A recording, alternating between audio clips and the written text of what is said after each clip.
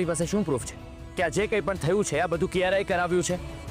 જોયું ને મમ્મી, ખાલી મારા મનમાં જ નહીં, તમારા બધાના મનમાં એવી શંકા હશે કે આ ધૃણાસ્પદ કામ જેને કર્યું છે ને એ કિયારા જ છે.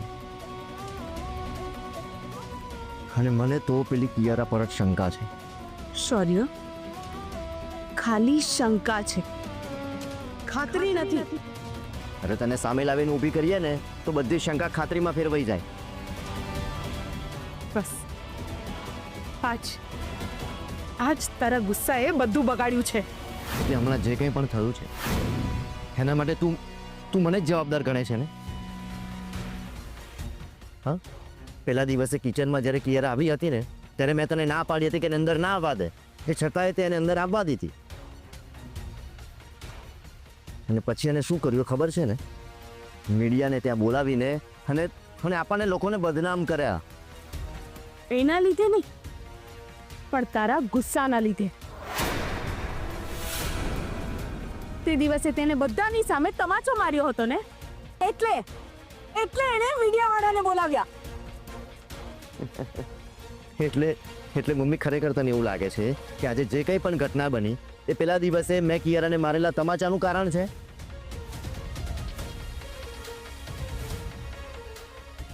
હા, ખરેખર તને એવું લાગે છે?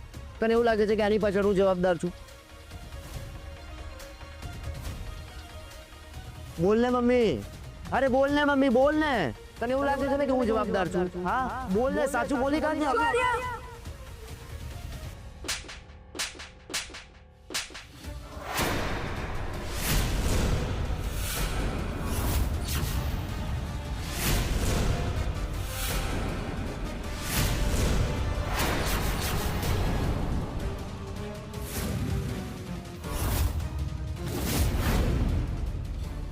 હા, તારો ગુસ્સો જ બધે નડે છે શૌર્ય.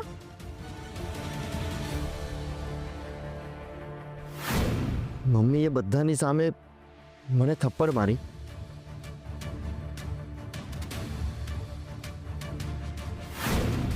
સમજી ગયો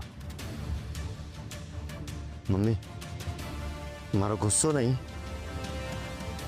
પણ હું જ લોકોને નડું છું.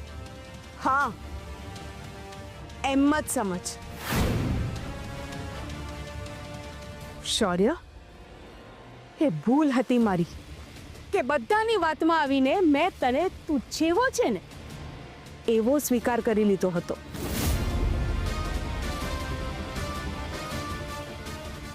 એ મારી મોટામાં મોટી ભૂલ થઈ ગઈ. ના મેં તને ઘરમાં લીધો હોત અને ના આજે આવો દિવસ જોવો પડ્યો હોત.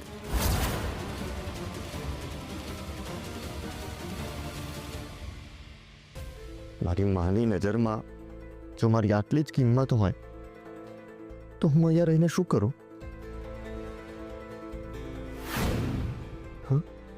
શું કરું અહીંયા રહીને? શું કામ છે મારું આ ઘરમાં?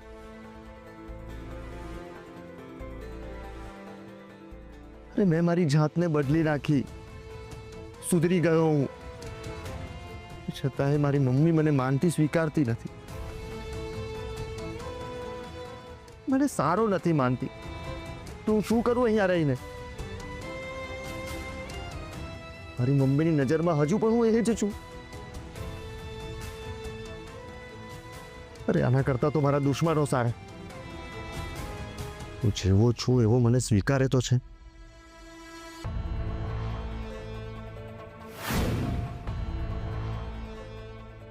કોઈ કામ નથી મારું આ ઘરમાં, કોઈ કામ નથી.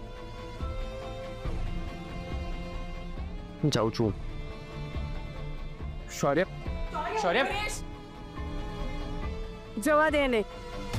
અને જેવું જીવન જીવવું હોય એના માટે આઝાદ છે. પણ શૌર્ય, ગુસ્સામાં જો કોઈ જોખમી પગલું ભરી લીધું ને તો આપણે બધા મુસીબતમાં મુકાઈ જશું. નહીં મમ્મી, આપણે શૌર્યને આવી રીતે એકલો તો નહીં મૂકી શકીએ. નહીં શૌર્ય, શૌર્ય.